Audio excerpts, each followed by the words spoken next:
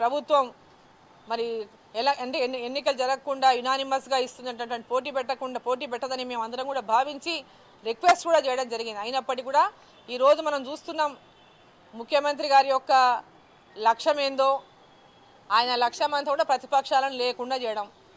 ప్రతిపక్షాలు అనేటివే ఉండకూడదు, ఈ రాష్ట్రంలో నన్ను ప్రశ్నించే వాళ్ళే ఉండకూడదు, ఎదుట ఎవరు కూడా మా ముందలొచ్చి ఇది లేదని కానీ అది కాలేదని కానీ అడిగేవాళ్ళే ఈ రాష్ట్రంలో ఉండకూడదు అనేటటువంటి లక్ష్యంతోనే ఈరోజు ముఖ్యమంత్రి గారు పనిచేస్తున్నట్టుగా ఇతర పార్టీలో ఉన్నటువంటి ఎమ్మెల్యేలను నయాన్నో భయాన్నో వాళ్ళకు ఉన్నటువంటి వీక్నెస్లను వాళ్ళకు ఉన్నటువంటి వాటిని ఏదో రకంగా చూసి ఒత్తిడి తీసుకొచ్చి పార్టీలకు చేర్చుకునేటటువంటి విధంగా ఈరోజు ముఖ్యమంత్రి గారు చేస్తున్నటువంటి తీరును చూస్తే కాలం చెల్లిన ఆకులు రాలిపోయినా తిరిగి పార్టీ చిగురించడానికి ఇవన్నీ అవసరం. కాబట్టి కొంతమంది ఎవరైనా తమ స్వార్థం కోసమో తమ అవసరాల కోసమో ఇతరుల మీద ఉండే అక్కస్సుతో పార్టీ విడిచి వెళ్ళిపోయి ఉండొచ్చు.